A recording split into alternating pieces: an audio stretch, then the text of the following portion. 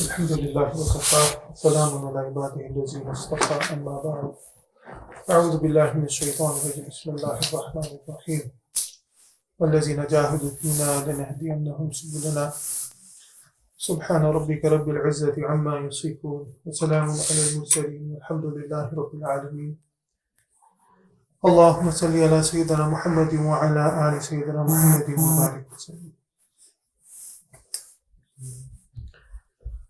It is natural for a human person to seek out protection, to seek out security.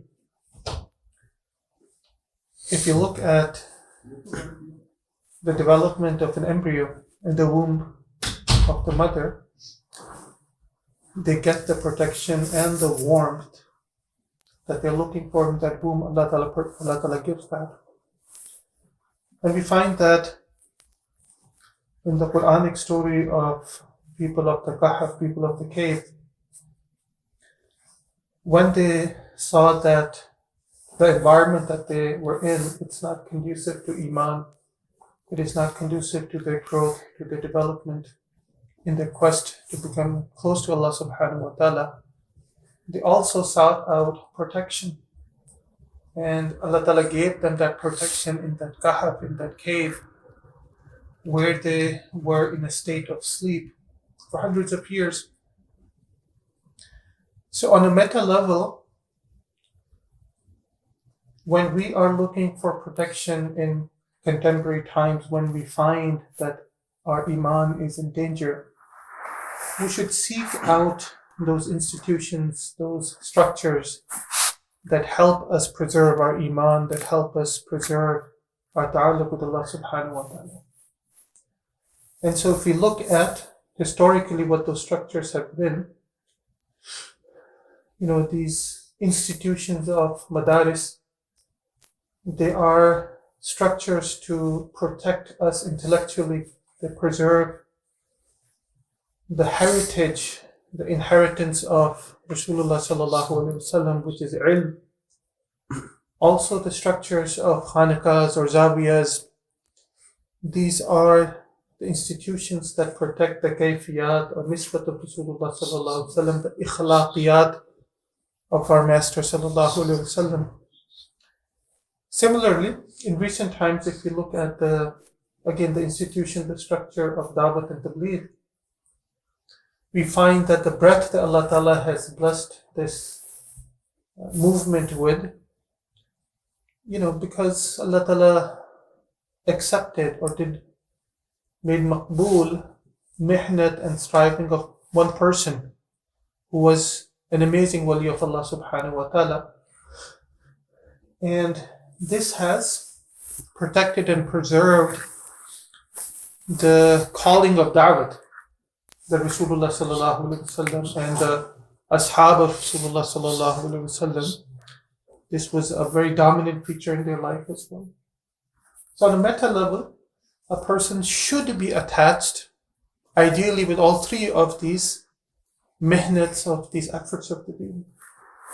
Because we want kamil ittiba of Rasulullah sallallahu alaihi wasallam. We don't want partial ittiba of Rasulullah sallallahu alaihi wasallam. We want kamil ittiba of Rasulullah sallallahu alaihi wasallam. It means we have to be attached to the intellectual tradition of this deen, the spiritual tradition of this deen, as well as the tradition of da'wat ilallah, whatever color it might take. Okay?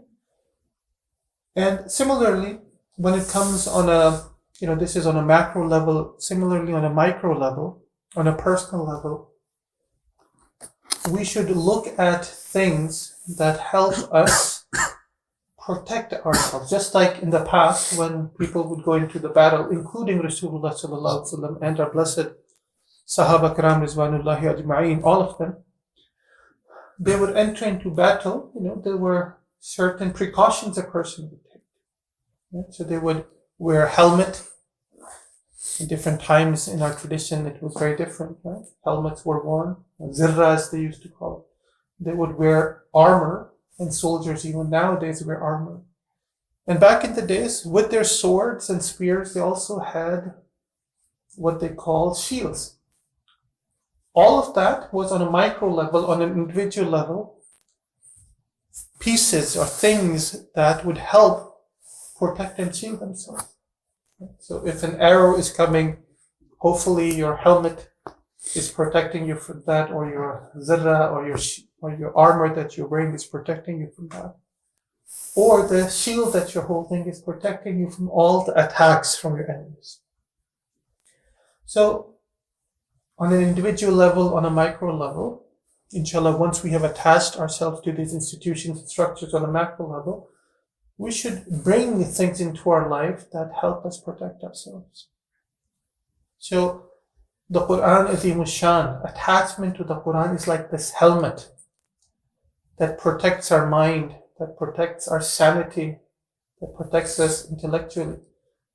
So our attachment to the Quran should not be superficial. The attachment to the Quran should be on a much, much deeper level, right? It's the kalam of Allah subhanahu wa ta'ala. This is a book of guidance.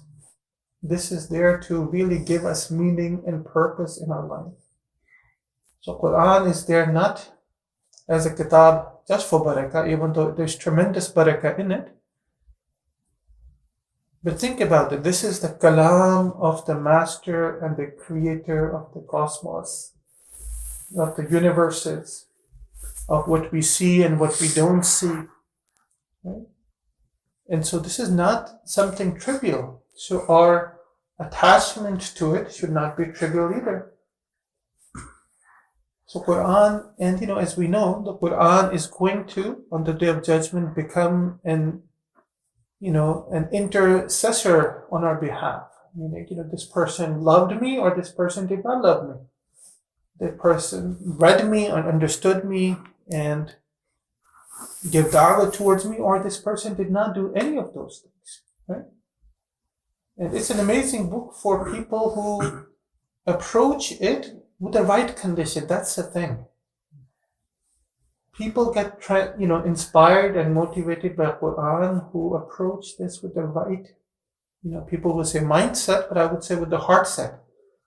The right heart. So the heart has to be in the right condition to be able to understand the haqa'iq of this amazing kitab and kalam of Allah subhanahu wa ta'ala. So that is something we need to be attached to. Second, armor. Right? Salah is not only a miraj for us, but it is something that protects us according to Quran from fahisha, from falahish, from vulgar things, from bad action, from bad thoughts, from bad emotions. And Allah subhanahu wa ta'ala mentioned in the Quran that falah is attached with this salah. But what kind of salah are we talking about? Aqimi salah li zikri. A salah that has remembrance of Allah subhanahu wa ta'ala attached with it. Not just the form, but the ruh. Right? It's easy to do the exercise, right? A lot of times for us, the salah is an act of exercise. We do it because it's routine, we're used to it. We don't have to think about it. We don't even remember what we read in it. We don't contemplate or reflect on it. But a true salah is, for us, I would say this is a gift from Allah Ta'ala to Rasulullah Sallam, and it's a gift from Rasulullah Sallam to the Ummah, that I was able to experience Isra and Mi'raj. My Mi'raj, of course, is at a different level. But if my Ummah wants to experience the Ruhani Mi'raj, this is what you need to do. So on a micro level, we need to really perfect our salah. Be present in it, and all of the mashaghil that we do, and the dhikr and adhkar and all of that, it's really at the end of the day is to perfect this act of ubudiyah, which is our salah. And this is our armor against shaitan. This is our armor against bad suhbat, bad company, bad things and bad actions, all sorts of falahish. Right? And the third thing, Rasulullah sallallahu alaihi wasallam mentioned, al-sawm al-junnah, that sawm or fasting is, it's your shield. is your shield. And again, the Prophet mentioned, when he mentioned the Quran, that also fasting becomes your intercessor. And again, we have to think about this, because fasting does help put nafs in its place. Fasting does, Prophet said those who cannot control the nufus, cannot get married, they should fast more. Right there, it's telling us that it helps bring nafs under control. And the sawmu li wa ana ujza bihi, that sawm is for me and I am the reward. Right? It's an amazing act. It's a very amazing act, that's fasting.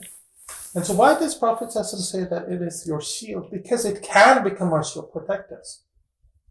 But the irada has to be there. Right?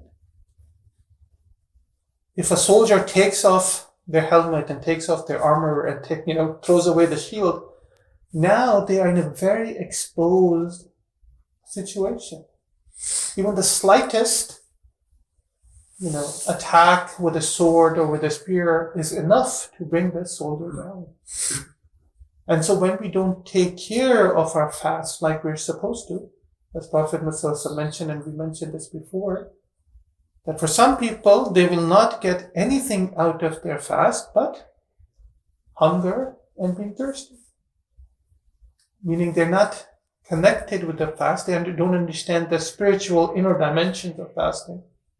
And so it's just for them, it's an early breakfast and skipping the lunch and then the dinner. Okay? That's not what fast is. So we have to make sure, again, how do we protect our iman in today's age? We have to, again, be attached on a macro level with the institutions and the systems that are part of our traditions that help preserve it. And on a micro level, we have to perfect our ibadah, be attached to the Quran, attached to the Salah in a meaningful way, and be attached to to fasting, not only in Ramadan, but outside of Ramadan. Outside of Ramadan. There was somebody who used to fast every day. And, one of the Shaykh said, well, where's the mujahida in that? Because they're used to it. They should fast one day and not fast the other day. And the person said, yes, he's right, because I'm so used to fasting like this, I don't even think about it anymore. But if you're skipping one day, then you have to be present in the ibadah. And you have to be present in the ibadah. So inshallah ta'ala, we're halfway through the first Ashara. Right? It just seems like yesterday when Ramadan began. Right? And before we know it, we'll be talking about Eid, and we'll be reading our Eid and offering our Salah. Right? So this time will pass quickly. So inshallah ta'ala, use this time to, on an individual level, increase in our ibadah, nawafil, dhikr, Quran recitation. Right? These three armors that Allah subhanahu wa ta'ala has given us, may Allah ta'ala allow us to, inshallah ta'ala, make ourselves, more vigilant against our own enemies, inshallah ta'ala, the nafs and shaitan. May Allah protect us inside and outside of Ramadan. Ameen ya Rabbal Alameen wa akhiru da'wana alhamdulillah.